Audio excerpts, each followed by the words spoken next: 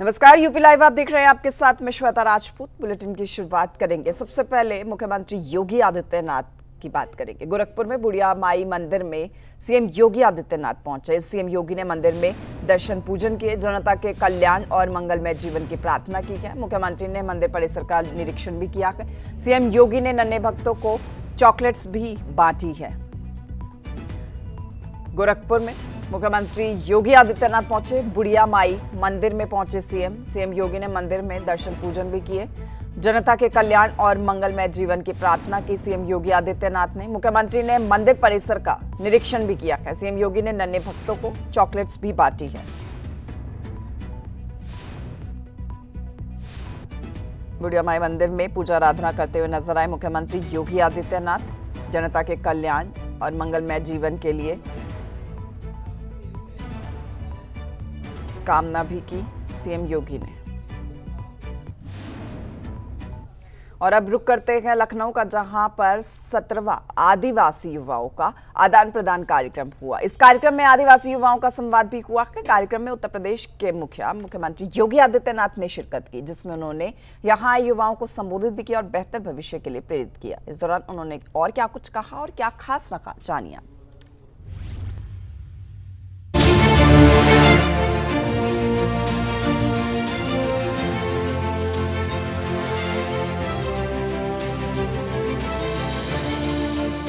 लखनऊ में 17वां आदिवासी युवाओं का आदान प्रदान कार्यक्रम हुआ, जिसमें अलग अलग राज्यों के कई आदिवासी युवाओं ने उत्तर प्रदेश के मुख्यमंत्री योगी आदित्यनाथ से संवाद किया। इस दौरान उन्होंने कहा कि लखनऊ में आप सबको जानने समझने का अवसर मिलेगा। इसके साथ ही उन्होंने कहा कि देश के प्रधानमंत्री ने देशवासियों के सामने एक बड़ा विजन रखा है, वो है विकसित भारत का। भारत विकसित तब होगा जब हर भारतवासी के मन में विकसित होने का संकल्प होगा। उसे अपने जीवन का मंत्र बनाएंगे। तब कांदला हो या कालाहारी हो या बीजापुर, जब ये सब विकसित होंगे तो भारत विकसित होगा। यहाँ पर आप सबको लखनऊ में जानने समझने का अवसर प्राप्त होगा। जो संवाद से मैं सुन रहा था, देख रहा था, देखिए, देश के प्रधानमंत्री जी ने देशवासियों के सामने एक बड़ा विजन रखा है, विकसित भारत का। भारत विकसित होगा कब? जब हर भारतवासी के मन में विकसित होने का एक संकल्प होगा, उसे अपने जीवन का हम मंत्र बनाएंगे तब। कांदला हो, कालाहांडी हो, सिंह भूमि हो, गढ़चिरौली हो, कांकेर हो, नारायणपुर हो, बालाघाट हो या बीजापुर, जब ये सब विकसित होंगे तो भारत विकसित होगा। और भारत विकसित होगा 140 करोड़ भारतवासियों की आशा और आकांक्षा के अनुरूप हमें विकास हर जगह देखने को मिलेगा। इसके लिए उन्होंने पंचप्रण की बात की। 5 प्रण हर भारतवासी के मन में आने चाहिए। एक, अपनी विरासत पर गौरव की अनुभूति होना। हम भारत के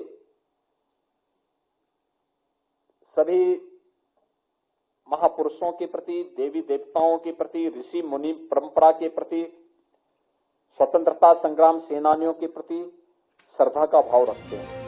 इसके साथ ही सीएम योगी ने यहाँ आए युवाओं से आग्रह किया कि मैं जरूर चाहूंगा कि आप विधानसभा और मेट्रो का भ्रमण जरूर करें, देखें कैसे विकास होता है और पब्लिक ट्रांसपोर्ट का माध्यम कैसे आगे बढ़ सकता है। उन्होंने युवाओं से मिलने जुलने की अपील की और कहा कि भगवान राम के वनवास के दौरान उनके सबसे ज्यादा मित्र बने वो जनजातीय समुदाय के लोगों ने उनका सहयोग किया था। भगवान राम की पावन जन्मभूमि में भगवान राम का भव्य मंदिर का निर्माण हो गया है।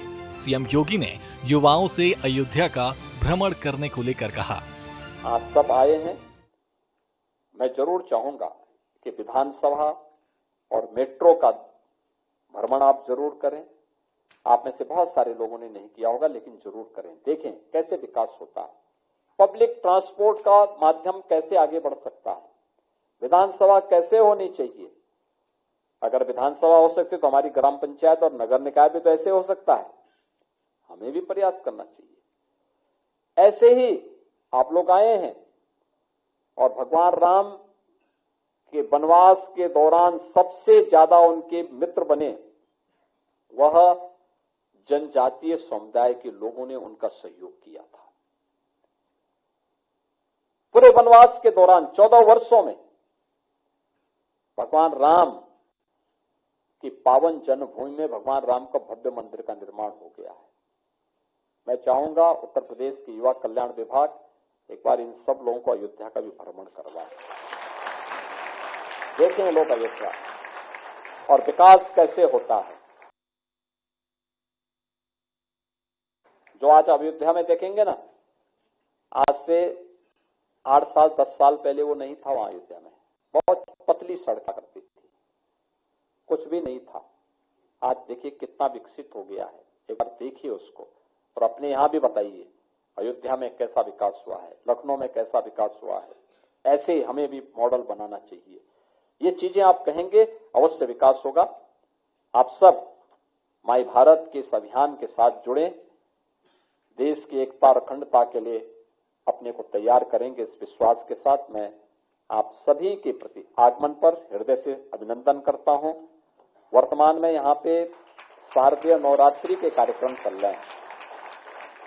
जगत जननी मां भगवती की अनुष्ठान के आयोजन और 2 अक्टूबर को विजयादशमी भी है। तो आप सबको मैं शारदीय नवरात्रि और विजयादशमी की भी मंगल में शुभकामनाएं आप सबके प्रति व्यक्त करता हूं। ये 17वां आदिवासी युवाओं का आदान प्रदान कार्यक्रम है, जिसमें देश भर के आदिवासी समुदाय के युवा अलग अलग राज्यों का भ्रमण कर रहे हैं। इससे आदिवासी समुदाय के युवाओं को देश में हो रहे विकासात्मक कार्यों का पता चलता है और आर्थिकी के अभाव के बाद भी वे पूरा देश सरकार के सहयोग से घूम सकते हैं। ब्यूरो रिपोर्ट, सूर्या समाचार।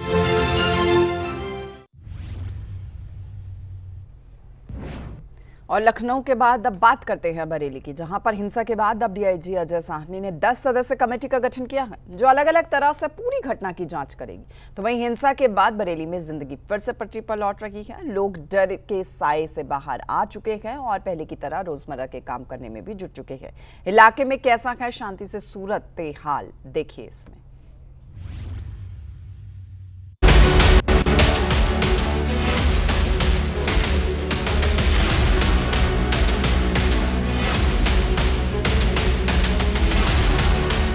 बरेली में बीते दिनों हुई हिंसा से पूरे क्षेत्र में आम जनजीवन प्रभावित था।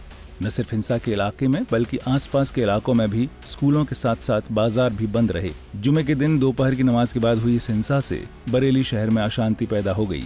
सीएम योगी आदित्यनाथ ने इसे आदत से मजबूर तत्वों की साजिश बताते हुए कठोर कार्रवाई का निर्देश दिया। डीएम अविनाश सिंह ने कहा कि धारा 163 के बावजूद बिना अनुमति प्रदर्शन किया गया। जुमे की नमाज के बाद उपद्रवियों ने पुलिस पर पत्थरबाजी की, जिसके बाद पुलिस को मजबूरन लाठीचार्ज करना पड़ा। अब इस पूरे घटनाक्रम को देखिए। 21 से 25 सितंबर के बीच का घटनाक्रम, जिसमें साजिश की प्लानिंग की गई। 55 व्हाट्सएप ग्रुप से करीब 1600 लोगों को जुटाया। 26 सितंबर की दोपहर को नमाज के बाद आई लव मोहम्मद पोस्टर लेकर प्रदर्शन और प्रदर्शन के दौरान पुलिस पर पथराव। 26 सितंबर की शाम को लाठीचार्ज किया गया और 10 FIR दर्ज की गई। तो वहीं मौलाना तौकीर गिरफ्तार। 27 सितंबर को SIT का गठन किया गया, जिसमें 8 गिरफ्तारियां हुई और इंटरनेट सस्पेंड किया गया। 28 सितंबर को कुल 49 गिरफ्तारियां हुई और NSA की तैयारी। स्कूल खुले हुए हैं, अब नॉर्मल है। बरेली जिन्होंने भी यहाँ दंगा फैलाने की कोशिश की है उन पे सख्त कार्रवाई होनी चाहिए। यहाँ बरेली में हमेशा शांति रहती है और इन्होंने जो है यहाँ का माहौल बिगाड़ने की कोशिश की है। उनके लिए बहुत ही सख्त कार्रवाई हो और पुलिस प्रशासन ने बहुत ही बढ़िया सहयोग दिया है। पुलिस ने जो करा है बहुत ही अच्छा काम किया है। जिन्होंने यहाँ वातावरण बिगाड़ने की कोशिश की है उनके लिए तो यही मांग है कि सख्त से सख्त कार्रवाई होनी चाहिए। उस दिन ऐसा था, मियाँ ने मना कर दिया था, लेकिन ये लोग कुछ टुकड़ियों से आ रहे थे, इस गली से आ रहे थे, इस गली से दो करके ये कई संख्या में इकट्ठे हो गए जिला परिषद से आगे। वहाँ इनने हमारे पुलिस प्रशासन से पथराव करा, फिर पुलिस ने इन पर लाठीचार्ज करा। हाँ, पुलिस ने कार्रवाई भी करी है, जेल भेजा 77 लोग। अब इस पूरे घटनाक्रम के बाद इलाके में शांति है और जिंदगी पटरी पर लौट रही है, जिसके बाद लोग पहले की तरह काम पर निकल रहे हैं और कारोबारी अपने अपने कामों में लगे हुए हैं। इसके साथ ही शांति बहाल होने के बाद स्कूली बच्चे भी पहले की तरह स्कूल जा रहे हैं और बहुत खुश नजर आ रहे हैं। बता था कि यहाँ पे काफी पत्थरबाजी हुई थी। हाँ, अब तो सब ठीक है, कि आगे ये सब ना हो और जेल से रिहा ना किया जाए इनको। नहीं, बहुत लड़ाई दंगा हुई थी, उसकी वजह से उन सबको जेल से आना चाहिए।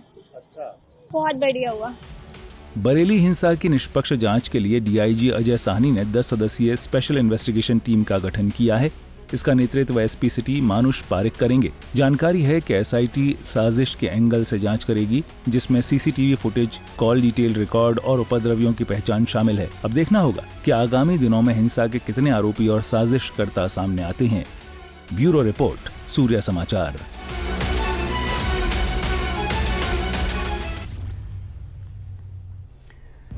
और खबर अब गाजियाबाद से, जहां लापरवाह पुलिस कर्मियों पर गाज गिरी है। डीसीपी ने चौकी इंचार्ज समेत 3 सिपाही निलंबित कर दिए हैं। हिस्ट्री शीटर के जन्मदिन का वायरल वीडियो सामने आया था, उसी को लेकर संज्ञान लिया गया कि हिस्ट्री शीटर की पार्टी में बियर की बोतल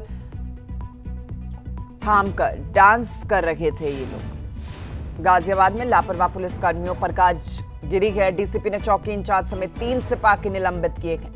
हिस्ट्री शीटर के जन्मदिन का वायरल वीडियो सामने आने के बाद उस पर संज्ञान लिया गया। हिस्ट्री शीटर की पार्टी में बियर की बोतल लेकर डांस करते हुए नजर आ रहे थे।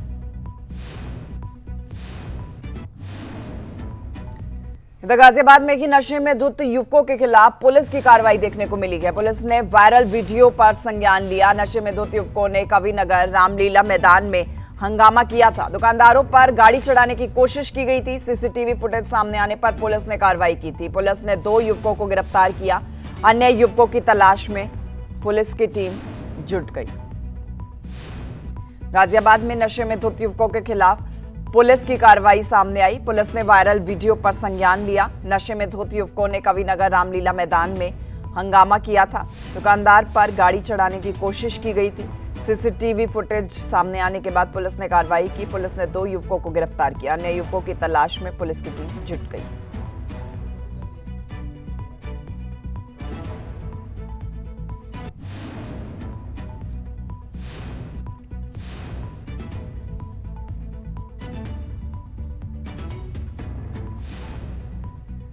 पुलिस ने दरअसल वायरल वीडियो सामने आने पर संज्ञान लिया है। 2 युवकों को गिरफ्तार किया गया है। पुलिस ने गिरफ्तारी की है, बड़ा संज्ञान लिया है, बड़ी कार्रवाई की गई है पुलिस की ओर से।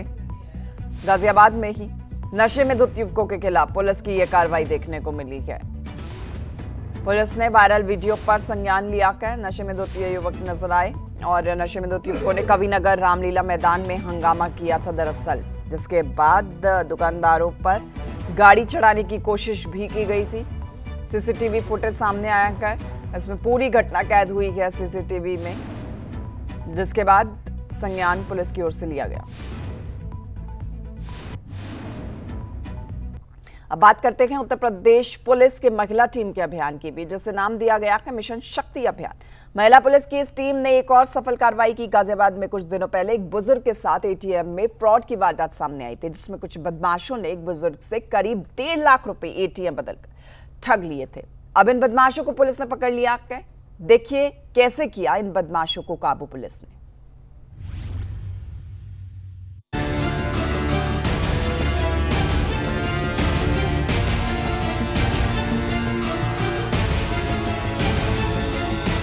गाजियाबाद के थाना क्रॉसिंग रिपब्लिक पुलिस ने मिशन शक्ति अभियान के तहत चेकिंग के दौरान एटीएम फ्रॉड करने वाले 2 बदमाशों को पकड़ा है। इनमें से एक बदमाश मुठभेड़ में घायल हुआ है। दरअसल बीती शाम पुलिस टीम ABES कॉलेज और चिपियाना अंडरपास के पास चेकिंग कर रही थी। तभी बिना नंबर प्लेट की KTM बाइक पर 2 लोग आते दिखे। जब उन्हें रुकने का इशारा किया गया तो उन्होंने पुलिस पर गोली चला दी। पुलिस ने पीछा किया और जवाबी कार्रवाई में गोली चलाई, जिससे एक बदमाश जाहिद घायल हो गया।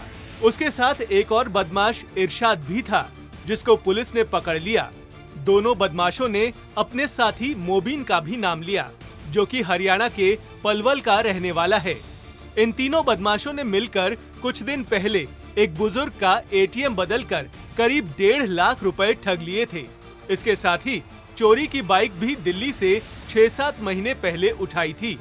इसके अलावा जाली नोटों की सप्लाई करने में भी ये शामिल रहे हैं। थाना क्रॉसिंग रिपब्लिक में मिशन शक्ति फेज 5 के अंतर्गत शक्ति ऑन व्हील्स के प्रोग्राम के तहत एसओ क्रॉसिंग रिपब्लिक में महिला पुलिस टीम के द्वारा 2 चेक पॉइंट लगाकर एक एबीएस कॉलेज के सामने और एक चिपियान अंडरपास के नीचे चेकिंग की जा रही थी। उसी वक्त एक बिना नंबर प्लेट की बाइक सवार 2 व्यक्तियों को आता हुआ देखकर इन टीम के द्वारा रुकने का इशारा किया गया, बट उनके द्वारा रुकने के बजाय पुलिस टीम के ऊपर जान से मारने की नीयत से एक फायर किया गया। जब पुलिस टीम के द्वारा इनका पीछा किया गया तो इनके द्वारा रुकने के बजाय एबीएस कॉलेज के साइड से जो कच्चा रास्ता जा रहा है उसकी तरफ अपनी बाइक मोड़ दी गई और पुलिस टीम को आता हुआ देखकर इन्होंने दोबारा से फायर किया। जब पुलिस टीम ने जवाबी कार्रवाई में आत्मरक्षार्थ हेतु गोली चलाई तो इनमें से एक व्यक्ति जाहिद के पैर में गोली लग गई और दूसरे व्यक्ति इरशाद को महिला पुलिस टीम के द्वारा घेरकर पकड़ लिया गया। जब सघन पूछताछ की गई तो ये पता चला कि जाहिद और इरशाद ये कुख्यात किस्म के अपराधी हैं और जाहिद पर कई मुकदमे हैं, जिसमें कुछ तो बहुत ही गंभीर धारा के अपराध हैं, जैसे कि इन्हें एटीएस के द्वारा भी पास्ट में 2 बार पकड़ा गया है, जाली करेंसी के अपराध हैं और इस पर गैंगस्टर एक्ट की कार्रवाई भी प्रचलित है। पुलिस ने इन बदमाशों से चोरी की बाइक, अवैध तमंचा, कारतूस, 25 एटीएम कार्ड्स और 5,100 रुपए की नकदी बरामद की है। इन बदमाशों में से एक जाहिद नाम के बदमाश का काफी लंबा आपराधिक इतिहास भी रहा है, जिस पर एटीएम फ्रॉड के 8 केस, गैंगस्टर एक्ट, जाली नोट और राजद्रोह के मामले दर्ज हैं। गाजियाबाद से सतीश कुमार, सूर्या समाचार।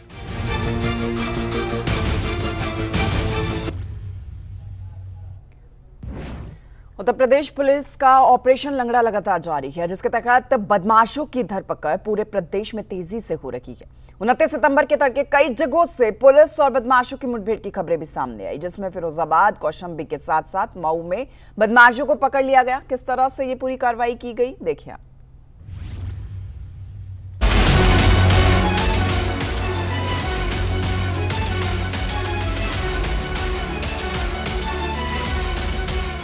उत्तर प्रदेश पुलिस का ऑपरेशन लंगड़ा जारी है, जिससे बदमाशों की धरपकड़ भी तेज गति से हो रही है। इसी तरह से फिरोजाबाद में हुई एक पुलिस मुठभेड़ में एक बदमाश को पकड़ा गया, जो कि करीब 20 मामलों में नामजद अपराधी है, जिसे पुलिस ने शिक्षागंज थाना क्षेत्र के सूरजपुर नहर पर नाके के दौरान पकड़ा। पकड़े गए युवक ने अपना नाम मुखिया पुत्र लायक सिंह बताया है, जो एक कुख्यात अपराधी है और उसके खिलाफ 20 मुकदमे दर्ज हैं। इसके साथ ही इस पर अदालत से भी कई वारंट जारी हैं। आज सूरजपुर नहर पर थाना शिक्षागंज पुलिस चेकिंग कर रही थी, तभी उसको एक नगला खंडर की तरफ से एक मोटरसाइकिल पे एक युवक आता दिखाई दिया। जो पुलिस टीम ने इसको इशारा किया रोकने का, वो मोड़कर मोटरसाइकिल भागने लगा। हड़बड़ाकर उसकी मोटरसाइकिल गिर गई, तभी उसने पुलिस पे फायर कर दिया। जवाबी कार्रवाई करते हुए पुलिस ने फायर किया, गिरफ्तार कर पूछताछ की गई। उसने अपना नाम मुखिया पुत्र लायक सिंह बताया, जो कि इस शिक्षागंज थाने का टॉप 10 अपराधी था और जिसपे 20 मुकदमे दर्ज हैं। माननीय न्यायालय से NPW और 82 जारी किया हुआ है। अभियुक्त के कब्जे से एक मोटरसाइकिल, 315 बोर तमंचा, 2 होके और एक जिंदा कारतूस बरामद हुआ है। तो वहीं कौशाम्बी में भी पुलिस ने इस तरह की कार्रवाई की। दरअसल 27-28 सितंबर की रात को एक कॉलर ने पुलिस को चरवा थाना क्षेत्र के कृष्णा टोली गांव में गोकशी की घटना की सूचना दी। सूचना मिलने पर पुलिस वहां मृत पशु को खोजने पहुंची और कॉलर ने उन्हें बताया कि उन्होंने स्थानीय निवासी भंवर सिंह यादव को ये काम करते देखा है। पुलिस द्वारा उसे पकड़ने से पहले ही आरोपी व्यक्ति मौके से फरार हो गया। आरोपी की तलाश के लिए टीमें गठित की गईं। पुलिस ने मोइनुद्दीनपुर के पास आरोपी को अपने एक साथी के साथ पाया, जहां पर पुलिस पर फायर किया गया। आत्मरक्षा में जवाबी कार्रवाई की गई और आरोपी के पैरों में गोली से चोट लग गई। सूचना पर तत्काल पुलिस फोर्स उसको पकड़ने के लिए गई तो वो मौके से फरार हो गया था। इस घटना की थाना चरवा पर सुसंगत धाराओं में अभियोग पंजीकृत कराया गया था। जो इसके अभियुक्त हैं उनकी गिरफ्तारी के लिए थाना प्रभारी चरवा और थानाध्यक्ष पिपरी के नेतृत्व में कई टीमों का गठन करके उनके अभियुक्तों के मिलने वाले संभावित स्थानों पर दबिश दी जा रही थी। इसी क्रम में आज दिनांक 28 सितंबर 2025 की शाम को मुखबिर द्वारा सूचना प्राप्त हुई कि भंवर सिंह अपने एक साथी के साथ मोइनुद्दीनपुर रतगहा के गुगुआ मार्ग में गुगुआ बाग के पास छुपा हुआ है। सूचना प्राप्त होते ही तत्काल पुलिस फोर्स मौके पर पहुंची। जो अभियुक्त है उनको पकड़ने का प्रयास किया तो उनके द्वारा पुलिस पार्टी के ऊपर जान से मारने की नीयत से फायर किया गया। पुलिस द्वारा आड़ लेते हुए उनको आत्मसमर्पण के लिए कहा गया, लेकिन उन्होंने पुनः भागते हुए पुलिस टीम के ऊपर जान से मारने की नीयत से फायर किया गया। पुलिस द्वारा आत्मसुरक्षा जवाबी कार्रवाई में फायरिंग किया गया, जिसमें एक गोली एक अभियुक्त के पैर में लगी है और उसको किसी तरह घेर के पकड़ा गया। पूछने पर उसने अपना नाम भंवर सिंह बताया। तो उधर मऊ जिले के चिरैयाकोट थाना क्षेत्र में सोमवार सुबह पुलिस और पशु तस्करों के बीच मुठभेड़ हुई, जिससे पुलिस कार्रवाई में तस्कर के पैर में गोली लगी। उसे गंभीर हालत में अस्पताल में भर्ती कराया गया है। घटनास्थल से पुलिस ने एक देसी पिस्टल, एक तमंचा, 2 खाली खोखे और करीब 20 किलो मांस बरामद किया है। मौके पर पहुंचे सीओ शीतला प्रसाद पांडे ने जांच शुरू कर दी है। ब्यूरो रिपोर्ट, सूर्य समाचार। और यूपी लाइव में फिलहाल के लिए इतना ही। आप बने रहिए हमारे साथ। नमस्कार।